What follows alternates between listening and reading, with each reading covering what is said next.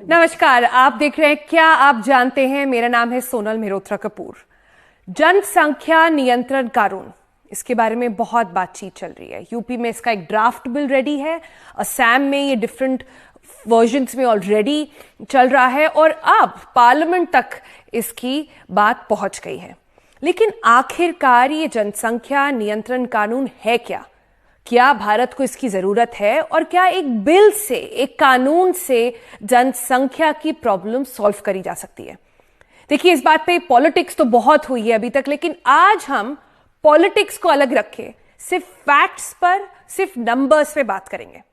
तो इसका जो ड्राफ्ट बिल है जनसंख्या कानून का, वो हमने पढ़ा और उसकी जो हाइलाइट्स हैं हम वो आपके लिए लेकर आए हैं।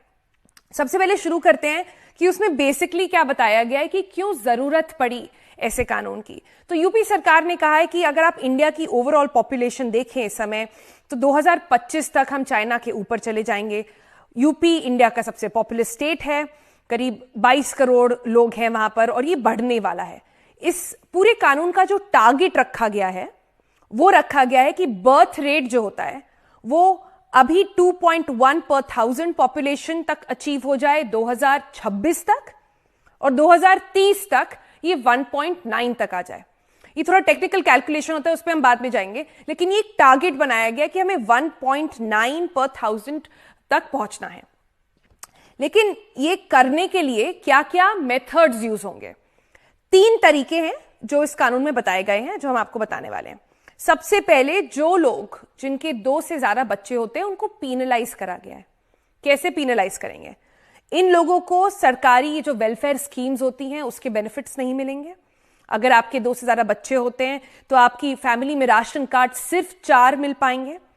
आप किसी सरकारी नौकरी के लिए अप्लाई नहीं कर सकते और किसी लोकल बॉडी इलेक्शंस, पंचायत हो या कोई और लोकल बॉडी इलेक्शंस हो, उसमें आप कंटेस्ट भी नहीं कर सकते, उसमें आप नहीं खड़े हो सकते उन चुनाव के लिए।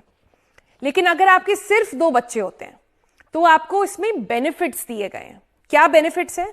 कि आपको अपने पेयर्स से, बाकी के लोगों से 2 एक्स्ट्रा इंक्रीमेंट मिलेंगे सरकारी नौकरी में। आपको, अगर आप कोई घर खरीदते हैं, कोई जमीन खरीदते हैं, उसमें सब्सिडी देगी सरकार, छूट देगी। छूट आपको इलेक्ट्रिसिटी और अपने पानी के बिल में भी मिलेगा। बिजली के बिल में, पानी के बिल में आपको छूट देगी सरकार। और जो मैटरनिटी और पैटर्निटी लीव होती है वो आपको पूरे 12 महीने की मिलेगी। इसके अलावा सरकार आपका जो कंट्रीब्यूशन देती है नेशनल पेंशन स्कीम में, वो करीब 3% बढ़ जाएगा। और आपके स्पाउस का, आप अगर सरकारी नौकरी में अगर हस्बैंड है तो उनकी बीवी का, अगर बीवी है तो उनके हस्बैंड का हेल्थ केयर और इंश्योरेंस, जितनी भी आपकी स्वास्थ्य से रिलेटेड इश्यूज हैं या खर्चे हैं, वो सब सरकार उठाएगी। तो ये बहुत बड़ी उन्होंने सारी रिबेट दी है। लेकिन इसमें पॉइंट करने वाली बात यह है कि ये सिर्फ इसलिए नहीं होगा कि आपके 2 बच्चे हैं और आप सरकार के पास जाएं और आपको ही मिल जाए। आपको एक वॉलंटरी नसबंदी करानी पड़ेगी। उसका एक सर्टिफिकेट या आपको जो एविडेंस मिलता है वो सरकार के पास अपलोड करना पड़ेगा, जिससे सरकार श्योर हो कि आपके आगे चलकर और बच्चे नहीं होंगे। इसके अलावा ये सब तो थोड़ा बहुत चल रहा है न्यूज में, जो नहीं पता है लोगों को कि सरकार ने उन लोगों को सबसे ज्यादा बेनिफिट्स दिए हैं जिनके सिर्फ 1 बच्चे होते हैं। उसके बारे में चलते हैं और देखते हैं क्या है इसमें। उन्होंने कहा है कि आपके टैक्सेस पर, पानी के बिल पर, घर के कॉस्ट पर, होम लोन अगर आप लेते हैं तो इन सब में आपको रिबेट मिलेगा। जितना 2 बच्चों में मिल रहा था उससे ज्यादा मिलेगा अगर सिर्फ 1 बच्चा अगर आपके होता है। हेल्थ केयर, सारे जितने आपके हेल्थ रिलेटेड इश्यूज हैं, आपको स्वास्थ्य रिलेटेड जितने खर्चे आते हैं, इंश्योरेंस आते हैं, वो आपके बच्चे के 20 साल की उम्र तक सरकार उठाएगी। उसके अलावा सरकार कह रही है बच्चे की एजुकेशन मुफ्त है, सरकार उठाएगी ग्रेजुएशन तक। और अगर आपका सिंगल चाइल्ड होता है तो उनको एक प्रायोरिटी भी मिलती है, एक तरह से कोटा बन जाएगा सिर्फ उनकी सरकारी नौकरी मिलने के लिए। उसके अलावा अगर आप, तो ये सब तो सरकारी जितने सिविल सर्वेंट्स हैं या जितने गवर्नमेंट सर्वेंट्स हैं उनको ये सब बेनिफिट्स मिलेंगे। लेकिन अगर आप बीपीएल कैटेगरी में आते हैं, मतलब आप बिलो पावर्टी लाइन है, जहां सबसे ज्यादा जनसंख्या देखी जाती है, बच्चे ज्यादा होते हैं, अगर आप नसबंदी कराते हैं और सिर्फ एक बच्चा करते हैं तो इन सारे बेनिफिट्स के अलावा सरकार आपको, अगर लड़का होता है तो 80,000 रुपए एक बार मिलेंगे, और अगर लड़की होती है तो 1,00,000 रुपए का कैश रिवॉर्ड एक तरह से सरकार आपको दे रही है। तो ये काफी सारे बेनिफिट्स लगाए, एक तरह से आपको डिसुएड करा जा रहा है, आपको बोला जा रहा है कि देखिए बहुत सारे बेनिफिट्स हैं, अगर आप 2 से ज्यादा ना करें और अगर आप एब कर लें तो बहुत ही सारी चीजें आपके लिए मुफ्त हो जाती हैं सरकार की तरफ से। लेकिन अभी तक लोगों को लग रहा था ये सिर्फ यूपी में है, नेशनल लेवल पर तो आई नहीं है हमारे पास कोई पॉपुलेशन पॉलिसी। लेकिन अभी हम आपको जो बताने वाले हैं वो आपको काफी शॉक कर देगा, क्योंकि कम से कम 8 और स्टेट्स हैं जिसमें ये बिल इस फॉर्म में नहीं पर अलग अलग तरीकों से ऑलरेडी चल रहा है। असम की बात करते हैं, जहां पर अगर आपके पास 2 से ज्यादा बच्चे हैं तो आपको सरकारी नौकरी नहीं मिल सकती है, आप कोई लोकल इलेक्शन भी कंटेस्ट नहीं कर सकते हैं।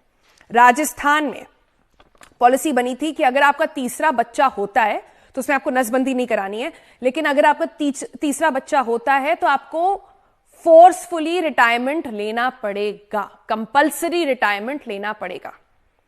लेकिन ये जो है इसके बारे में बहुत चर्चा हुई, वहां पर बड़ा रिवोल्ट हुआ, तो ये फिर रिलैक्स कर दिया गया 2018 में।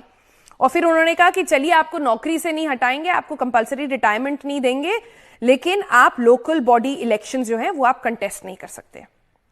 मध्य प्रदेश में क्या हुआ? मध्य प्रदेश में भी 2001 से ये पॉलिसी चल रही है कि अगर 2 बच्चों से ज्यादा आपके होते हैं तो आपको सरकारी नौकरी नहीं मिलेगी। लेकिन अब उन्होंने फिर वहां पर भी थोड़ा रिलैक्स करा है और 2005 के आसपास एक नई पॉलिसी आई, उन्होंने कहा कि आप इलेक्शन जो है लोकल बॉडी के वो आप फिर भी कंटेस्ट कर सकते हैं।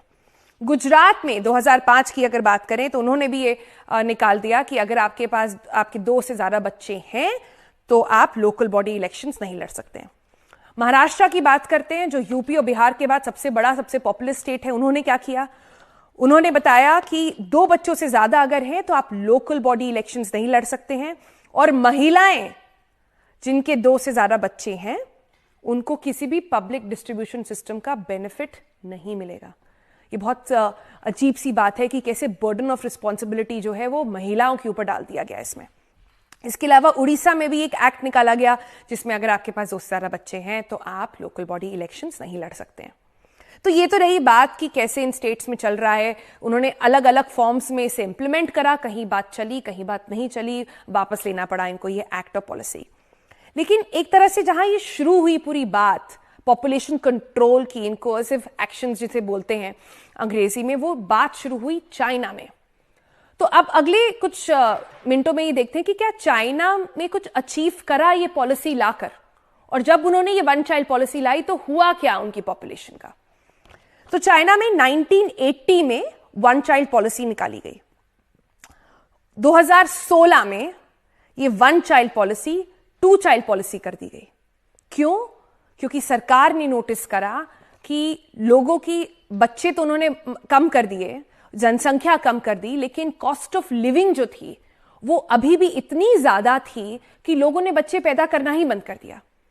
हुआ क्या एज अ रिजल्ट कि उनकी पूरी पॉपुलेशन में जो यंग लोग थे वो कम होते गए और जो बूढ़े लोग थे वो बढ़ते गए। तो चाइना को लगा ये तो गड़बड़ हो रहा है। फिर उन्होंने क्या किया? 2021 में फाइनली अब चाइना ने बोला है कि वो उसकी 3 चाइल्ड पॉलिसी अब चल गई है। वो कह रहे हैं आपके 3 बच्चे आप कर सकते हैं, क्योंकि वो चाह रहे हैं कि किसी तरह से ये जो एल्डरली पॉपुलेशन का बर्डन है वो कम हो और उनका जो वर्कफोर्स है वो फिर से फ्लरिश करे।